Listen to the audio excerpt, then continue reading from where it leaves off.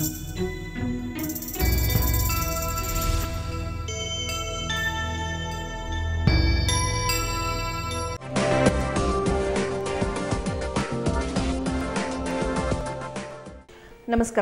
ನನ್ನ ಹೆಸರು ಪದ್ಮಶ್ರೀ ಪ್ರವೀಣ್ ಅಂತ. ಇವತ್ತು ನಾನು ನಿಮಗೆ ಗೆಸ್ಟ್ ಬಂದರೆ ಯಾವ ರೀತಿ ನೀವು ಟೇಬಲ್ನ ಡೆಕೋರೇಟ್ ಮಾಡ್ಕೊಬೇಕು, ಯಾವ ರೀತಿ ತೋರಿಸ್ಬೇಕು ಅನ್ನೋದು ತೋರಿಸ್ತೀನಿ. ಯಾಕೆಂದರೆ ಎಷ್ಟು ಬಂದಾಗ ಏನಾಗುತ್ತೆ, ನಿಮಗೆ ಟೆನ್ಷನ್ ಆಗಿಬಿಡ್ತೀರ, ಯಾವ ರೀತಿ ಸರ್ವ್ ಮಾಡೋದು ಅಂತ ಕನ್ಫ್ಯೂಸ್ ಆಗಿಬಿಡುತ್ತೆ. ಸೊ ಯಾವ ರೀತಿ ನಾವು ಇಟ್ಕೊಬೇಕು, ಯಾವ ರೀತಿ ಸರ್ವ್ ಮಾಡೋದು ಅನ್ನೋದು ನಾನು ನಿಮಗೆ ಇವತ್ತು ತೋರಿಸ್ಕೊಡ್ತೀನಿ. ಇವಾಗ ಗೆಸ್ಟ್ ಬಂದಾಗ ನೀವೆಲ್ಲ ಐಟಮ್ಸು ರೆಡಿ ಮಾಡ್ಕೊಂಡಿರ್ತೀರ. ಸೂಪ್ಸು, ಸ್ಯಾಂಡ್ವಿಚಸ್ಸು, ಮಂಚೂರಿಯನ್ಸು, ರೋಟಿ, ಕುಲ್ಚಾ, ಆಮೇಲೆ ರೈಸ್ ಐಟಮ್ಸು, ಸಾಲಡ್ಸು ಅಥವಾ ಅನ್ನ ಸಾರು ಏನೇ ಇರ್ಬೋದು, ಎಲ್ಲ ರೆಡಿ ಮಾಡ್ಕೊಂಡು ಇಟ್ಕೊಂಡಿರ್ತಾರೆ. ಬಟ್ ಏನಾದ್ಮೇಲೆ ಸರ್ವ್ ಮಾಡಬೇಕು, ಹೆಂಗೆ ಸರ್ವ್ ಮಾಡಬೇಕು ಅನ್ನೋದು ಕನ್ಫ್ಯೂಷನ್ ಇರುತ್ತೆ. ಫಸ್ಟು ಯಾರೇ ಬರಲಿ ಏನೇ ಬರಲಿ ಫಸ್ಟು ಸೂಪ್ ಸರ್ವ್ ಮಾಡಬೇಕು.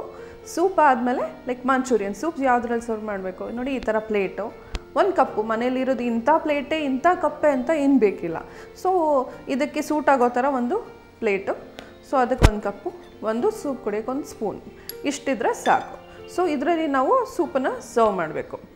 ಇದಾದಮೇಲೆ ಸೂಪ್ ಆದಮೇಲೆ ನೆಕ್ಸ್ಟ್ ಮಂಚೂರಿಯನ್ಸು ಅಥವಾ ಸ್ಯಾಂಡ್ವಿಚಸನ್ನು ನಾವು ಸರ್ವ್ ಮಾಡಬೇಕಾಗತ್ತೆ. ಅದು ಕೂಡ ಇಂಥ ಪ್ಲೇಟಲ್ಲೇ ಸರ್ವ್ ಮಾಡ್ಬೋದು. ಅಥವಾ ಇವಾಗ 2 ಪ್ಲೇಟ್ ಇಟ್ಕೊಂಡಿರ್ತೀವಿ, ಒಂದು ದೊಡ್ಡ ಪ್ಲೇಟು ಮತ್ತು ಒಂದು ಸಣ್ಣ ಪ್ಲೇಟು. ಓಕೆ, ಈ ಪ್ಲೇಟಲ್ಲಿ ಕೂಡ ನೀವು ಸರ್ವ್ ಮಾಡ್ಬೋದು. ಸಣ್ಣ ಪ್ಲೇಟಲ್ಲಿ ಕೂಡ ನೀವು ಸ್ಯಾಂಡ್ವಿಚಸ್ನ, ಮಂಚೂರಿಯನ್ಸ್ನ ಸರ್ವ್ ಮಾಡ್ಬೋದು. ಸೊ ಸ್ಯಾಂಡ್ವಿಚಸ್ಸು, ಮಂಚೂರಿಯನ್ಸು ಇದು ಸರ್ವ್ ಆದಮೇಲೆ ಇನ್ನು ನೆಕ್ಸ್ಟ್ ಅದಕ್ಕೆ ಡ್ರೈ ಐಟಮು ಮಸಾಲ ಪಾಪಡ್ ಇಂಥ ದೊಡ್ಡ ಪ್ಲೇಟಲ್ಲಿ ದೊಡ್ಡ ಮಸಾಲ ಪಾಪಡ್ ಇಟ್ಟು ಅದಕ್ಕೆಲ್ಲ ಆನಿಯನ್ಸು, ಟೊಮೆಟೊ ಈ ಥರ ಹಾಕ್ಬಿಟ್ಟು ಅದು ಸೆಂಟ್ರಲ್ಲಿ ಇಡಬೇಕು.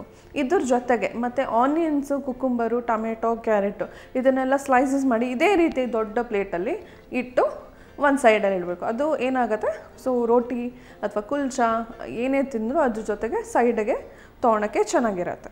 So if you come to main ಕೋರ್ಸಲ್ಲಿ ನೀವು ಇದರಲ್ಲಿ ಈ ಪ್ಲೇಟಲ್ಲಿ ಸಲಾಡು ಮತ್ತು ಕರೀಸ್ ಹಾಕಬೇಕು. ಈ ಪ್ಲೇಟಲ್ಲಿ ಕುಲ್ಚಾ ಅಥವಾ ಚಪಾತಿ ಅಥವಾ ರೋಟಿ ಏನೇ ಸರ್ವ್ ಮಾಡ್ಬೋದು. ಈ ಸಣ್ಣ ಪ್ಲೇಟಲ್ಲಿ ನೀವು ರೋಟಿ ಇದನ್ನು ಸರ್ವ್ ಮಾಡಬೇಕು, ದೊಡ್ಡ ಪ್ಲೇಟನ್ನು ಕರೀಸಲ್ಲಿ ಸರ್ವ್ ಮಾಡಬೇಕಾಗತ್ತೆ. ಸೊ ಇದೊಂದು ಮೈನ್ ಕೋರ್ಸ್. ಇದಾದಮೇಲೆ ಮತ್ತು ರೈಸ್ ಐಟಮ್ ಬರುತ್ತೆ. ರೈಸ್ ಐಟಮನ್ನು ಕೂಡ ನೀವು ಸಣ್ಣ ಪ್ಲೇಟಲ್ಲಿ ಸರ್ವ್ ಮಾಡಬೇಕಾಗುತ್ತೆ. ಯೂಶ್ವಲಿ ಸಣ್ಣ ಪ್ಲೇಟಲ್ಲೇ ಸರ್ವ್ ಮಾಡೋದು.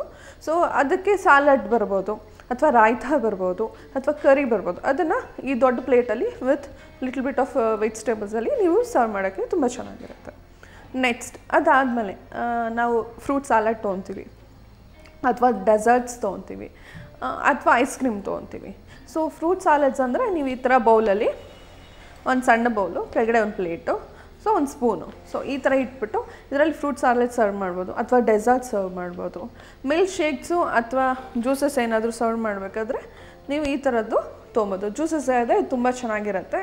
ನೀವು ಮಿಲ್ಕ್ ಶೇಕ್ಸು ಆ ಥರ ಸರ್ವ್ ಮಾಡಬೇಕಾದ್ರೆ ಇನ್ನು ಸ್ವಲ್ಪ ದೊಡ್ಡದು, ಇದೇ ರೀತಿ ಸ್ವಲ್ಪ ಡಿಸೈನರ್ ಇರೋದು ದೊಡ್ಡದಾದರೂ ನೀವು ತೊಗೊಬೋದು. ಇಲ್ಲಾಂದರೆ ನಾರ್ಮಲ್ ಗ್ಲಾಸಸ್ ಕೂಡ, ಈ ಥರ ನಾರ್ಮಲ್ ಗ್ಲಾಸಲ್ಲಿ ಕೂಡ ನೀವು ಜ್ಯೂಸನ್ನು ಸರ್ವ್ ಮಾಡ್ಬೋದು. So this comes to juice part and dessert part. ಇದೆಲ್ಲ ಆಯ್ತಪ್ಪ. ಇನ್ನು ಹೋಟ್ಲ್ಗೆ ಹೋದರೆ ನೀವು ನೋಡಿರ್ತೀರ, ತುಂಬ ಜನ ಒಳ್ಳೊಳ್ಳೆ ಕರ್ಚೀಫನ್ನು ಚೆನ್ನಾಗಿ ಫೋಲ್ಡ್ ಮಾಡಿ ಇಟ್ಟಿರ್ತಾರೆ. ಅದನ್ನು ತೆಗೆದು ನಾವು ಹಾಕ್ಕೊಂಡು ತಿನ್ನೋಕ್ಕೆ ಸ್ಟಾರ್ಟ್ ಮಾಡ್ತೀವಿ. ಆ ಫೋಲ್ಡಿಂಗ್ಸು ನಾವು ತೆಗೆದ್ರೆ ಮತ್ತೆ ಹಾಕ್ಲಿಕ್ಕೆ ಆ ಥರ ಬರೋಲ್ಲ. ಎಷ್ಟು ಚೆನ್ನಾಗಿ ಹಾಕಿದ್ದಾರೆ, ತೆಗೆದುಬಿಟ್ಟೆ ನನಗೆ ಮತ್ತೆ ಟ್ರೈ ಮಾಡಿದೆ, ಆಗಲಿಲ್ಲ. ಆ ಫೋಲ್ಡಿಂಗ್ಸ್ ಕೂಡ ನಾನು ಇವತ್ತು ನಿಮಗೆ ತೋರಿಸ್ಕೊಡ್ತೀನಿ, ಹೆಂಗೆ ಮಾಡಬೇಕು ಆ ಫೋಲ್ಡಿಂಗ್ಸ್ ಅಂತ. ಸೊ ಈ ಥರ ಒಂದು ಕರ್ಚೀಫ್ ತೊಗೊಳ್ಳಿ, ನಿಮ್ಗೆ ಯಾವುದೇ ಕಲರ್ ಇರ್ಬೋದು. ಏನು ಅಂದರೆ ಮೈನಾಗಿ ಸ್ಕ್ವೈರ್ ಆಗಿರಬೇಕು. ಇದು ಏನಿದೆಯೋ ಈ ಥರ ಸ್ಕ್ವೈರ್ ಆಗಿರಬೇಕು.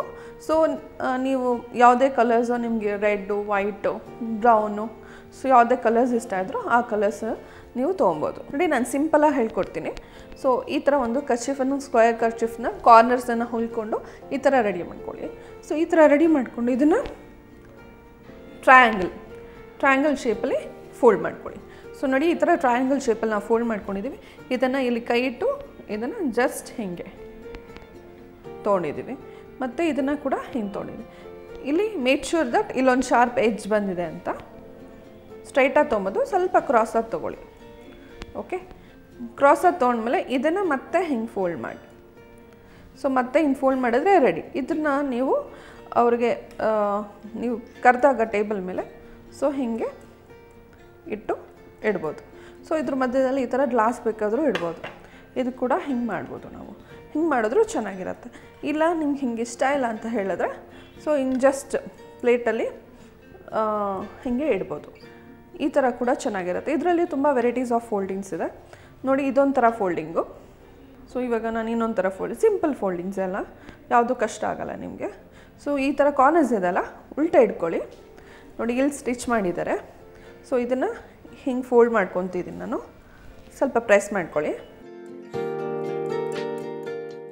ಸ್ವಲ್ಪ ಪ್ರೆಷರ್ ಕೊಟ್ಟರೆ ಅದು ಕ್ಲೀನಾಗಿ ಕೂರುತ್ತೆ.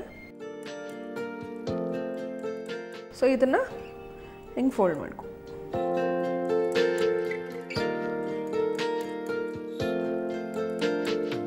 ಹಿಂಗೆ ಫೋಲ್ಡ್ ಮಾಡಿಕೊಂಡು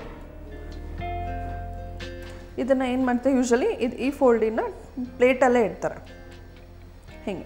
ಸೊ ನಿಮ್ಮ ಮನೆಯಲ್ಲಿ ಮಕ್ಕಳು ಇರ್ತಾರೆ, ಸಣ್ಣ ಬ್ಯಾಂಗಲ್ ಇರುತ್ತೆ, ತುಂಬ ಚೆನ್ನಾಗಿರೋ ಬ್ಯಾಂಗಲ್ ಏನು ಮಾಡ್ಬೋದು ಅಂದರೆ ಈ ಬ್ಯಾಂಗಲ್ನ ಒಳಗಡೆ ತೂರಿಸ್ಬಿಟ್ಟು ಜಸ್ಟ್ ಹಿಂಗಿಟ್ರೆ ನಿಮಗೆ ಅದು ಫ್ಲವರ್ ಥರ ಚೆನ್ನಾಗಿ ಹಳ್ಕೊಳುತ್ತೆ ನೋಡಿ. ಮತ್ತೆ ತೋರಿಸ್ತೀನಿ. ಜಸ್ಟ್ ಹಿಂಗೆ ಇಟ್ಕೊಂಡು ಹಿಂಗೆ ಕೈಯಲ್ಲಿ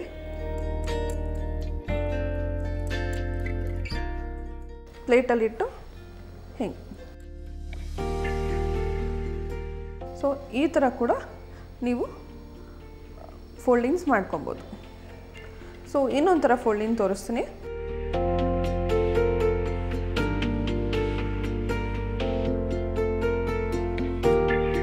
ವೆರಿ ಸಿಂಪಲ್, ವೆರಿ ಈಸಿ. ಸುಮ್ಮನೆ ನಿಮ್ಮ ಹತ್ರ ಕರ್ಚಿಫ್ ಇದ್ದರೆ ಸಾಕಷ್ಟೆ. ಇದನ್ನು ಹೀಗೆ ಇದು ಬೋ ಥರ ಬರುತ್ತೆ.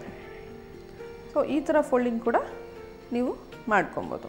ಸೊ ಈ ಥರ ಫೋಲ್ಡಿಂಗ್ ಮಾಡಿ ಇಟ್ಟು ಆಮೇಲೆ ಗೆಸ್ಟಿಂಗ್ ಕರೆದ್ರೆ ಸೊ 1 by 1 ಹೇಳ್ದಂಗೆ ನೀವು ಸರ್ವ್ ಮಾಡಿಕೊಂಡ್ರೆ ತುಂಬಾ ಚೆನ್ನಾಗಿರುತ್ತೆ.